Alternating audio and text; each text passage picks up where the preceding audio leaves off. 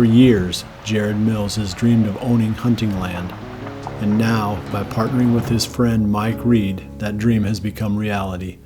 Jared and Mike closed on a gorgeous piece of river bottom, and as they plan the first days of hunting the new farm, they are like kids on Christmas morning.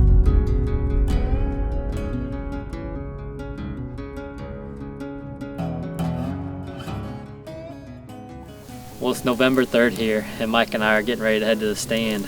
But it's a special day. We are on our brand new farm that Mike and I just purchased, and I can't tell you how excited I am. It's been a lifelong dream of mine to own land. More than anything, we just can't wait to kind of have a property to manage together and have some fun on and hopefully kill some big deer. So it's after 3 o'clock now, so Mike and I are going to have to get to the stand. But thanks, Ben, for coming down. Yeah, good luck, fellas. Man. Yeah. Appreciate it. Thanks for hooking us up, man. Yeah, no doubt.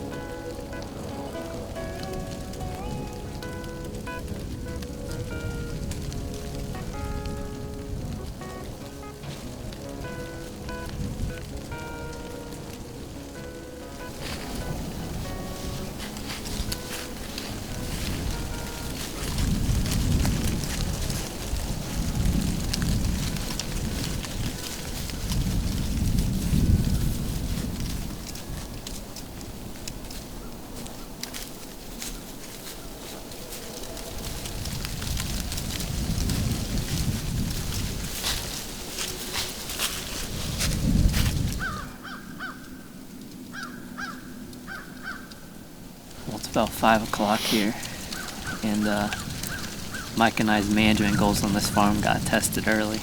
Yeah. I mean, what, 15 minutes probably after we were completely set up. Yeah. The doe jumped up out of the grass and looked about 20 yards behind her, and good buck, and sure enough, it's probably the highest scoring deer that we have pictures of on this farm so far.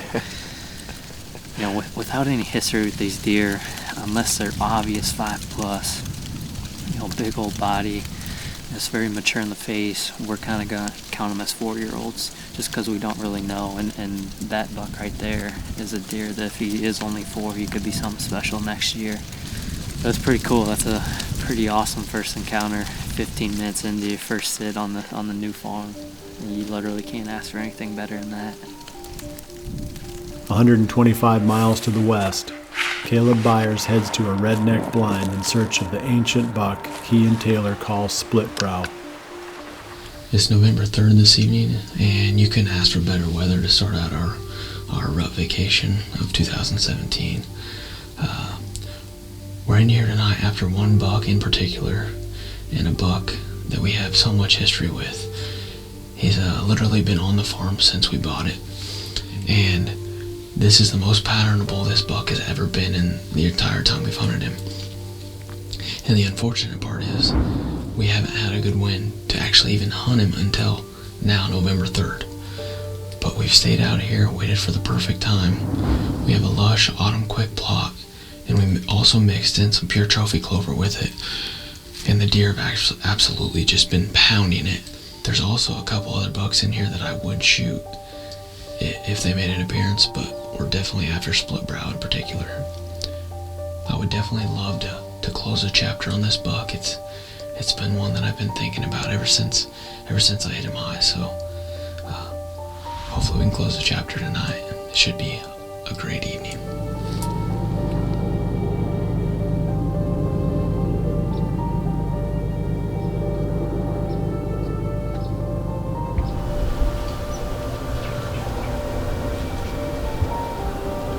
Well, we got this doe coming in, and I have yet to get any meat for the freezer, so if she gives me an opportunity, I'm probably going to take it. We only have about 25 minutes of shooting light left. So if Romeo doesn't come back and chase her away like he's done about 5 times, I'll likely get a shot at her. We'll see. I don't want to shoot her if there's any other deer in the field, but if she's the only one, it's not going to hurt anything, so.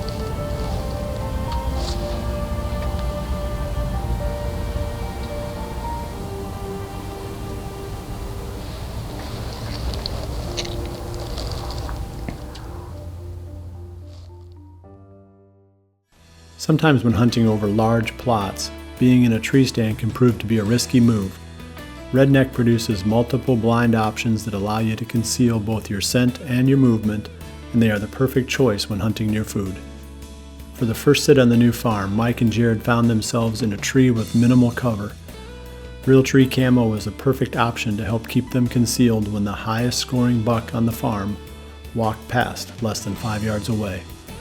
Low light accuracy requires a sight with bright pins. Fuse sights have some of the brightest pins on the market, making it possible to take shots right up to the end of legal shooting time with total confidence. Positioning of the Ozonics unit is important to its effectiveness. With this in mind, Ozonics makes several different mounting systems that you can use to attach the unit to the tree or the ground blind in the perfect position to rain ozone down on your scent stream. Old warriors like Split Brow are world-class trophies, even if they don't grow world-class antlers.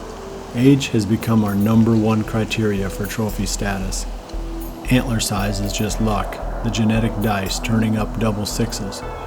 But Split Brow wasn't the first ancient buck that our crew has hunted over the years. In fact, Caleb's hunt brings back memories of a buck Joe Yarkowski shot on a perfect November morning back in 2010. Slowly for all year. Woke up, it's 26 degrees. The wind is brisk. We got a kind of a southwest wind. We're sitting on top of this ridge in our barbed wire stand. And not even before daybreak, we've already seen 2 bucks chasing hot doe. And we could tell it's going to be good. It's one of those days where you save all your vacation time for and you use it here in the stand. So stay with us. Hopefully we're going to get a crack at a good buck.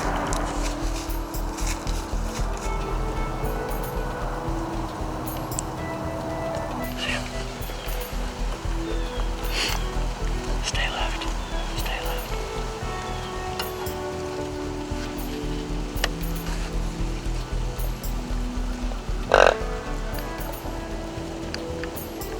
Okay, see that?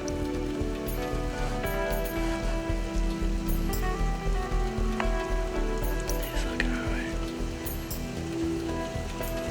Here he comes.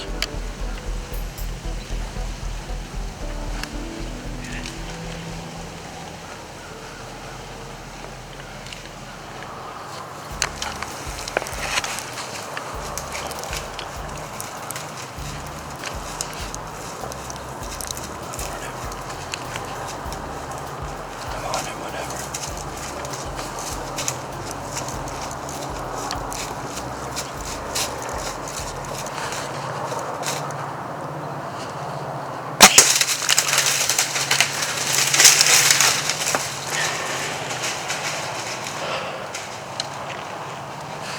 Where's he at? Did you get it? Oh, right there was Methuselah. Oh, buck. Wide. Great deer. Great deer. Let's get him. Now here's the fun part. He's trying to go find him, so let's go.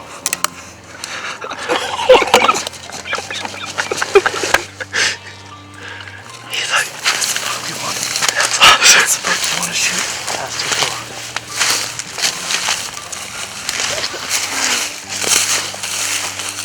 Look at you, Methuselah.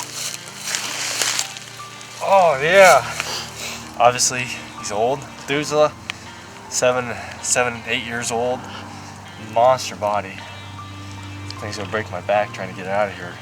I was just glad that I could share the experience to take him. This is what all the hard work pays off right here at this point. Frigid Forge Trophy Clover is my choice when creating poor man's plots, small food plots that we make on a budget using just hand tools. This seed blend has several varieties, and at least one does well in every condition. The seed germinates well and grows fast, producing a huntable food plot by the first fall. Hoyt has been a standard of the bow hunting community for more than a generation. Redworks is their most recent offering to carry on this legendary standard. Accuracy and dependability are the 2 qualities we look for in a whitetail hunting bow, and that is why we choose Hoyt. On dry years, the last thing you want to do is till the ground and dry out the first several inches of seedbed. However, with a no-till seeder like the RTP Genesis, You can precisely place the seed right in the soil at the correct depth where it can germinate using existing moisture. Having a true no-till seeder is a tremendous advantage. Nikon offers a wide range of optics for the hunting community. From laser rangefinders to scopes and binoculars, the technology they put into their products has always been cutting edge. We depend on Nikon for non-stop performance regardless of weather or light conditions. Returning to the 2017 season, Jared and Mike wrap up their first day of hunting the new farm. We're going to start packing up and climb down. We'll be back in the morning, but overall you can't ask for a whole lot more in the first sit on the new farm. I think we saw 4 small bucks, a handful of does, and that good 6x6 with the split brows. We got the same wind tomorrow morning, so we're going to get down and make a game plan. But as we go, Mike and I, like I was saying earlier, Mike and I will kind of share what we're doing to try to learn this farm and figure these deer out, and it's going to be fun having a place to manage together. So I'm looking forward to these next few days. Next 20 years.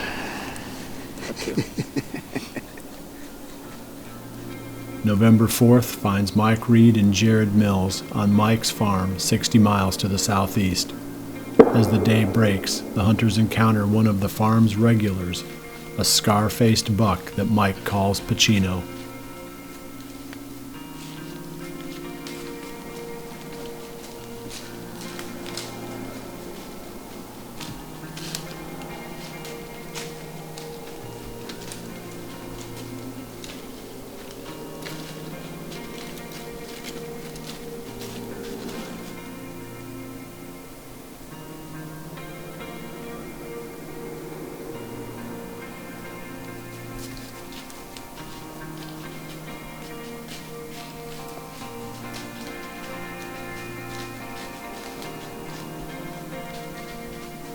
It's Saturday, November 4th.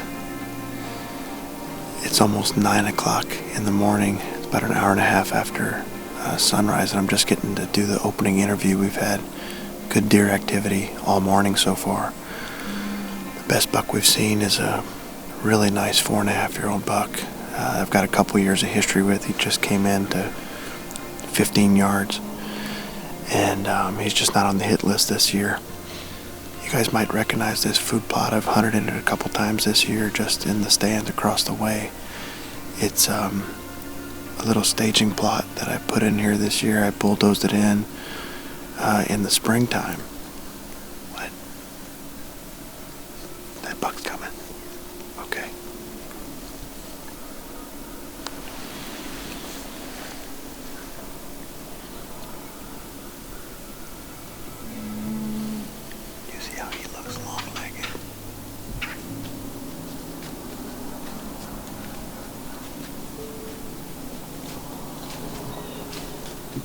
Well, it's hard to get an interview in without getting interrupted by deer, which I guess is a good problem to have. So plan on doing a little calling here as the morning progresses, and we're going to sit as long as that deer activity keeps up.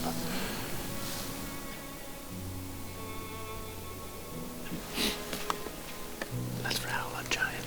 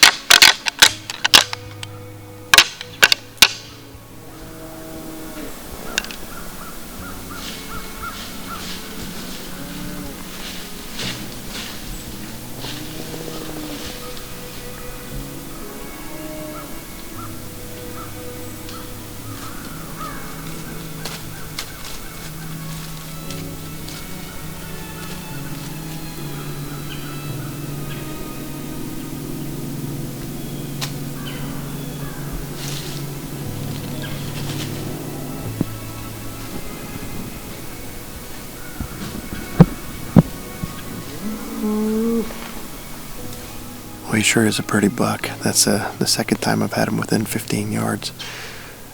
I gave it about 25 minutes after we had last seen him, and he chased that doe off, so I was hoping he had gotten far enough away, but when I did the calling sequence, it took about 2 minutes and he was back in our feet. Hopefully get one of the big shooters in. Two primary bucks I'm looking for that I know for sure 5.5 are going to be 66 and TD Jr. Last time I pulled cards, TD Jr. was really focusing on another area of the farm. He used to always be right here the last 2 years. And he's moved more onto the other side of the farm where Hoss is. But there's another 5.5-year-old 10 I call Steve-O that works this area. I haven't had as many pictures of him this year as I did last year, but you know, there's a bunch of 5.5-year-olds this year, so any one of those deer give me a shot, I'm going to take it.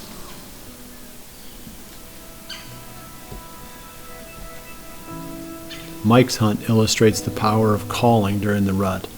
Half of the bucks I have shot over the years came within range only because I saw them passing out of range and then called them closer. A perfect illustration of this strategy occurred on a morning hunt in early November of 2012 when Jared Mills called a jaw dropper into bow range. It's the month we've all been waiting for all year long. Another calm, cool morning. Feels perfect again. And I'm hunting back in the timber just on the downwind side of a thick bedding area.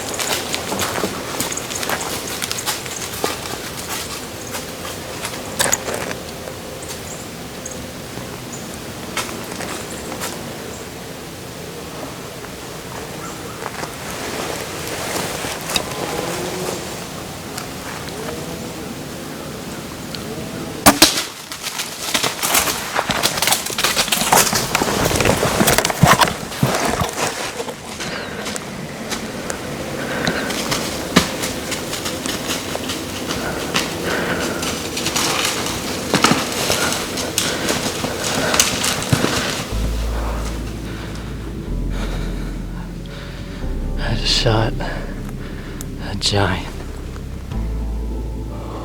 He's dead. Not even 40 yards away. Walked right underneath me. Oh my god, I'm shaking like crazy. I was doing quite a bit of rattling and grunting. This morning I saw a good buck following some does and I was trying to rattle him back in. And not 5 minutes later I have a spike coming up and he comes straight south of me right to the base of my tree. Unbelievable.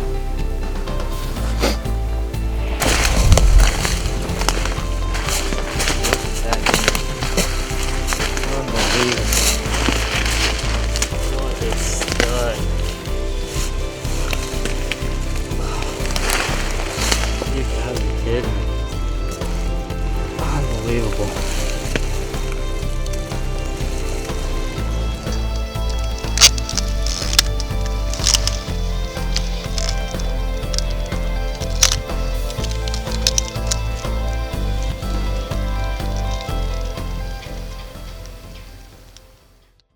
Sleepless nights spent waiting for daylight only to follow a weak blood trail are a thing of the past with the devastating performance of the new Wasp Jackhammer Broadhead.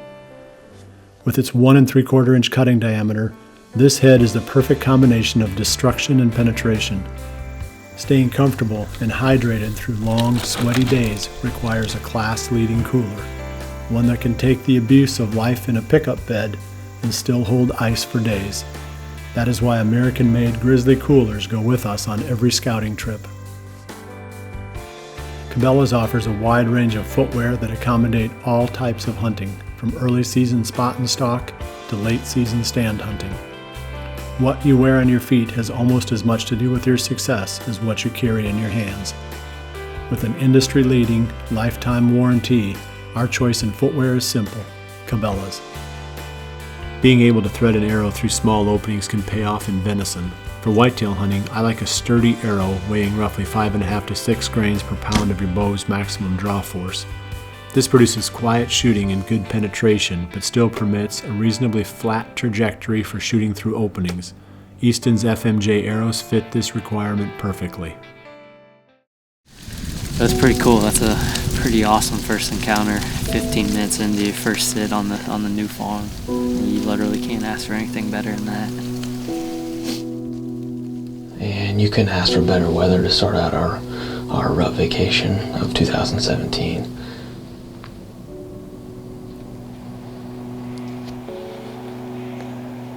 I'm not sure that this was a good idea tonight. I've seen a lot more people and a lot more vehicles than I've seen deer.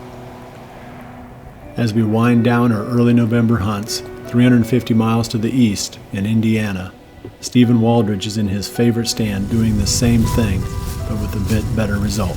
Guys, here we are, north bottom stand. Being it's November the 2nd and this warm, it's kind of odd. It's been a roller coaster as far as weather goes. Figured that the deer probably, the does are still coming into heat and the bucks are still getting frisky, so no matter what the temperature is, so we'll see what happens.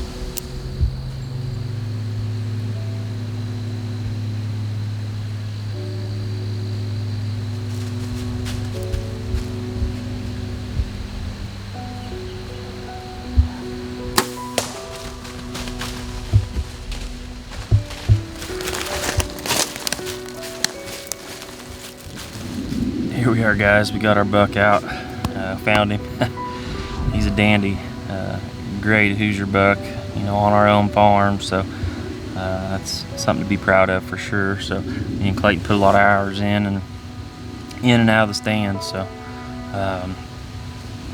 can't thank Clayton enough. And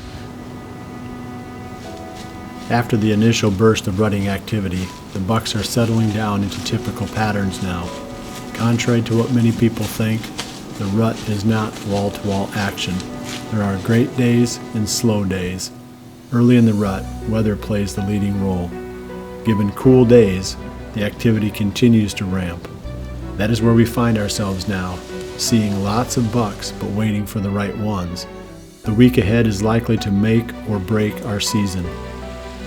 With this anticipation, we forge on. With this hope, we continue chasing November.